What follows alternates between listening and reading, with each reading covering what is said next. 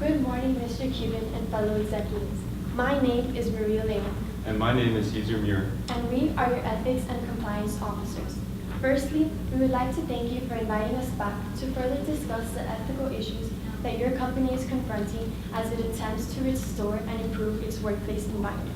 As you all know, back in February, Sports Illustrated conducted an extensive investigation in your company, revealing a toxic work environment. As the article described, an organization-wide atmosphere that was hostile, misogynistic, and predatory towards women. This abhorrent behavior was apparent throughout all levels of the company, including by your CEO, Doral, who was able to remain at his position for 17 years, despite repeatedly sexually harassing women throughout his tenure. As we showed in our analysis earlier today, we demonstrated that not only was this happening at such a high level of position, but he was able to get away with everything that he was doing. And we realized that the root of your problem lied within your HR department, more specifically, and that your company did not have one. According to an actual former employee of the Dallas Mavericks that we interviewed for this project, we found out that your HR department consisted of one employee, a man who went by the name of Buddy Pittman, and who used to send charged emails containing his political ideologies and homophobic tendencies. We want to give you a firm grasp of the ethical issues at this case, because we want to put your company in a better position to not only address the problems, but to also implement the package of reforms that we discussed to you earlier today, that we can improve your workplace conditions. There are several implications and ethical issues that are at hand, but they can all be resolved with three main ethical questions. One, we would like to discuss how your company can create effective policy that can effectively draw the line between friendly workplace conduct and sexual harassment. Two, how will you ethically balance the rights of the accusers and the accused when conducting sexual harassment investigations? And three, how can your company create clear policies that can protect victims from sexual harassment and not just only create a window dressing mechanism? We will now address our first question of drawing the line. When drawing the line, it is very imperative that you draw one that is not only clear but also consistent. Americans define sexual harassment very differently, especially with elements such as race, gender, and age thrown into the mix. This is why very often organizations fail to address this issue within their company. You must create a line that is clear, consistent, and efficiently communicated within your company. If you draw the line too far in one direction, you create an environment in which your employees feel that they cannot express themselves and form relationships with their coworkers. However, if you draw it too far in the other direction, you risk the potential of creating a hostile work environment in which they do not feel safe. And this can lead to higher turnover, increased liability, and low employee morale. So in order for your company to prevent this, you must educate your employees on the right civil conducts that you must implement. You must educate your employees on the codes of conduct so there are no misunderstandings.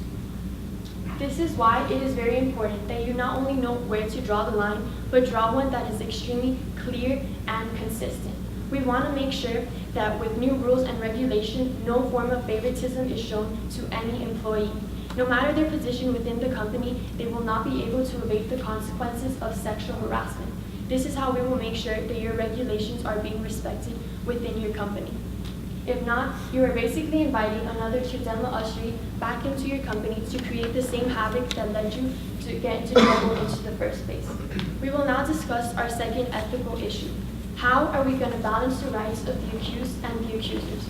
We advise that you implement the correct grievance process in order to ensure that victims feel safe coming forth with their complaints.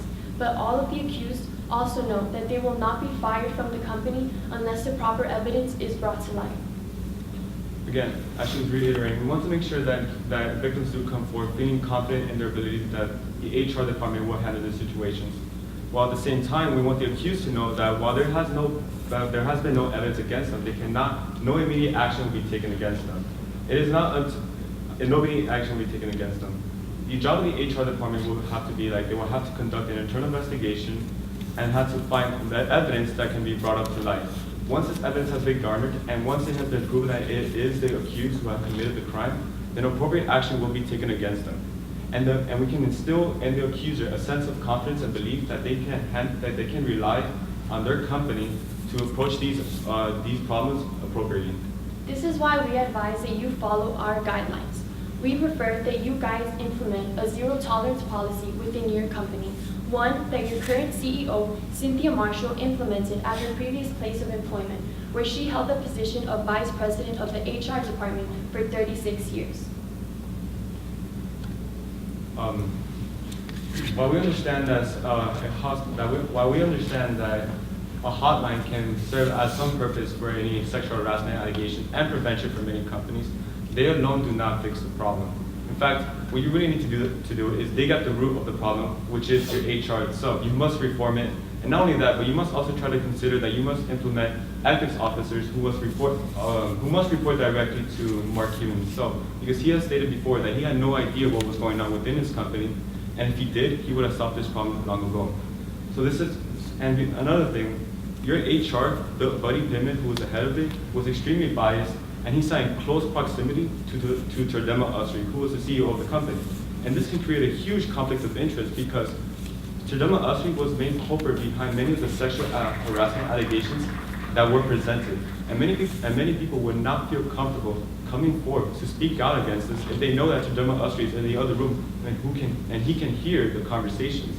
This is why not only do we suggest that you reform your HR in this sort of way, but you also separate it to a different area of the company itself, so that people can come in and feel comfortable sharing their information and that confidentiality can be ensured.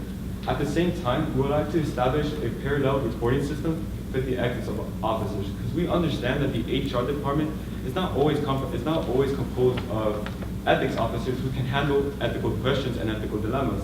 So that's why when there is an ethical dilemma and the HR cannot handle it, we want to appropriate several resources and supplies to the ethics officers so that they can handle the situations and act on it as they see wisely. And this is how we are answering our third ethical issue. This is how we are making sure that we are protecting our victims and not simply working to restore the image of the Dallas Mavericks. We want to make sure that this is an issue we address not simply because we want people to believe that this is a safe environment, but because we actually want to make it one. We want them. Another issue that we want to implement within the company is employee surveys. This way, people can voice their complaints while also remaining, their identity also remaining confidential. This allows both men and women alike to come forth with their complaints in a way that they can keep their secret, their identity a secret, which allows more people to come forth with their complaints. Moreover, we want you to hire more women into the workplace. In the sports industry, the disparity between men and women is already high, and while investigating several companies, we realized that where disparity is high, such as it is in the sports industry, sexual harassment flourishes.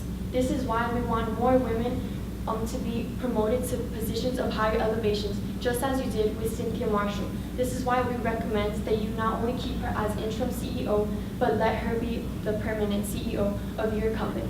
And it's not to say that these women do not exist. They are already within your company. They just have not been given the opportunity to raise in rank. This is because men such as Terdema Usry and Buddy Pittman were using their position to make sure that they got away with everything that they did. So you see, in the end, with movements such as Me Too and Time's Up, sexual harassment has become a very prominent issue, not only in the sports industry, but in several other companies such as Uber.